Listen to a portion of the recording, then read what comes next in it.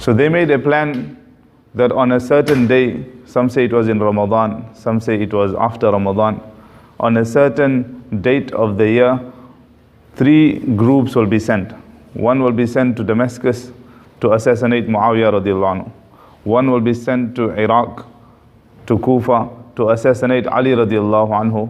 And one will be sent to Egypt, to Misr, Cairo, to assassinate Amr ibn al-As radiallahu anhu. Nevertheless, this took place. When the day came, all these 3 groups were sent. It so happened that in Iraq, in Kufa, Ali radiallahu anhu was going for Fajr Salah. He left his house, left his camp, and he was going for Fajr Salah. A person by the name of Ibn al-Muljim, him and his few others that were with him, they attacked Ali radiallahu anhu, in which Ali radiallahu anhu was wounded severely.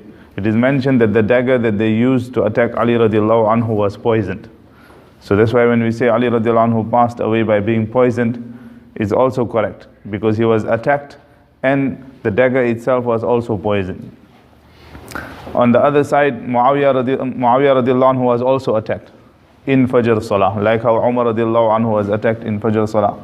And people found it that this is the best way, This is a place where no one will have any doubts upon us.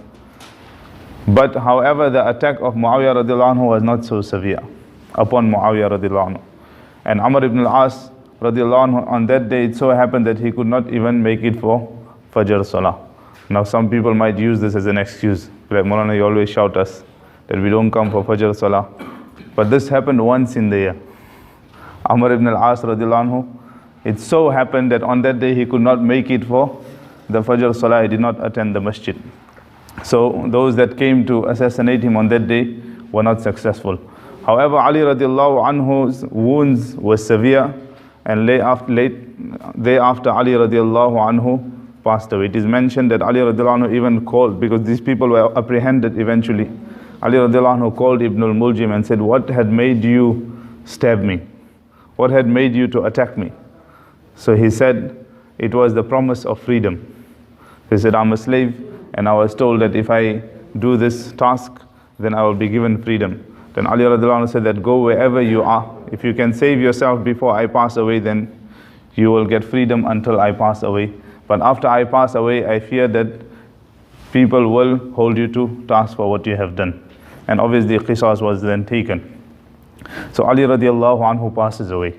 And this was a very dark period in the history of the Sahaba radiallahu anhum, that these rebels succeeded to such an extent that they were successful in assassinating Uthman radiallahu anhu, and thereafter 4 years later Ali radiallahu anhu. And in between, so many clashes were created amongst the Sahaba that over 80,000 Sahaba radiallahu anhum had lost their lives.